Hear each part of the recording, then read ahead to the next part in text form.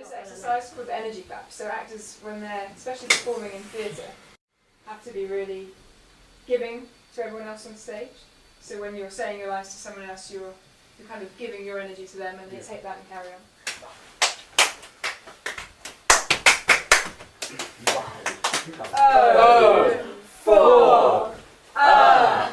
Muse. Both together.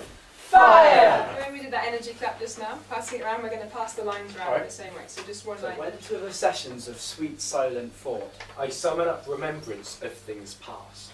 I sigh the lack of many thing I sought, and many a thing I sought. And with old rose and we wail, my dear time's waste. Then can I drown an eye, a muse to flow, For precious friends hid in death's dateless night, and weep afresh love's long since cancelled woe, And moan the expense of many a vanished sight. Then can I grieve at grievances foregone. Oh, and heavily from woe to woe tell o'er. The sad accounts of before, their mooned. which on you pays if not paid before. but if the while I think on thee, dear friend. All losses are restored and sorrows end. What does it tell us about what the character's feeling like? That's probably a better question. Feel quite depressed. Yeah. Probably like doesn't really care about being really upbeat and like keeping it with a rhythm. I think maybe the mood is more important than the actual rhythm, maybe, Sure. in the thing. And he just wants to get across the mood and the feelings. Yeah. Because then the last two lines, which are kind of when he's calming down again, what happens there? Are they? No one looked at those. Are they? They're regular. So it's like, do you remember we said the iambic pentameter is a bit like a heartbeat? It's kind of quite steady. It's like this person's heart is all over the place, pounding away. You know, like if you're really upset about something, your heart just beats. So it's kind of doing that all the way through, and then at the end, calming down because he's thinking of his friend. So it's quite nice. That just shows you a little bit about how, if you're looking just for yourselves at irregular things, which things stand out to you, and then you can start asking. Whale! Whale! Whale! Summon! Summon! Summon! Sigh. Sigh.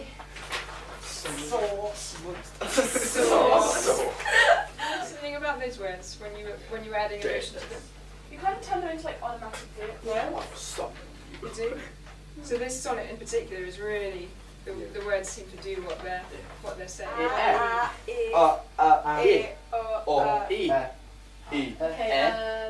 How does that feel? Interesting. Weird. I find like a Weird. freak. Yeah. True. Some of you sound a bit like monkeys. Yeah. Yeah. I think it was interesting to try and hear a vowel without the word around it, because like vowels do change in words, but you don't really realise it when you're just. get quicker at like seeking out vowels. And did you notice? Did the vowels do anything? Did they? I was too busy concentrating. concentrating. So if I was to say this one, which is e o o. Oh, that's Can you- and heavily. Word to word, yeah. Oh. Can you hear how that's?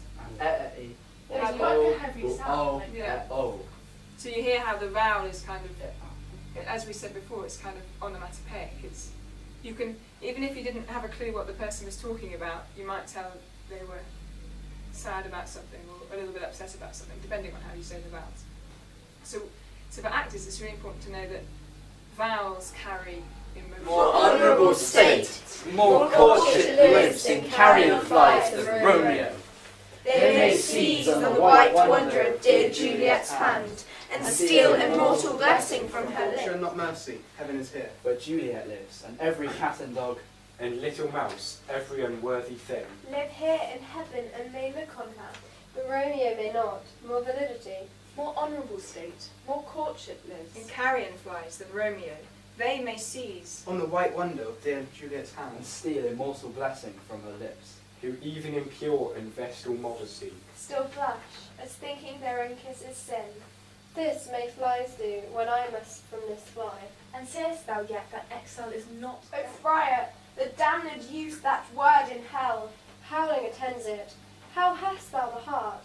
Being a divine, a ghostly confessor. A sin absolver, and my friend profess. To mangle me with that word. Romeo may not, he is banished.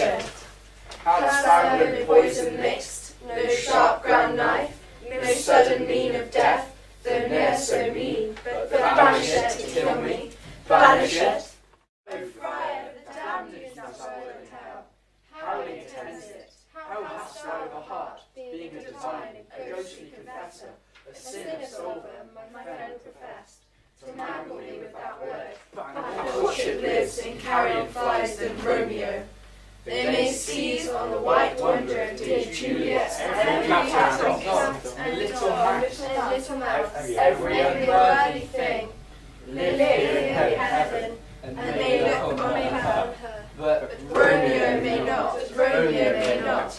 He is banished. To sound like Romeo, and that's why actors might use that kind of exercise to get the kind of feelings and emotions in their body, and kind of also aware of where the actor's attention is, or where the character's attention is. So Romeo he's thinking a lot about himself, he's thinking a lot about Juliet, and he's thinking a lot about the place he's having to go, which is away from Juliet. Thank you. Thank you very much. That's all right. See you on Friday.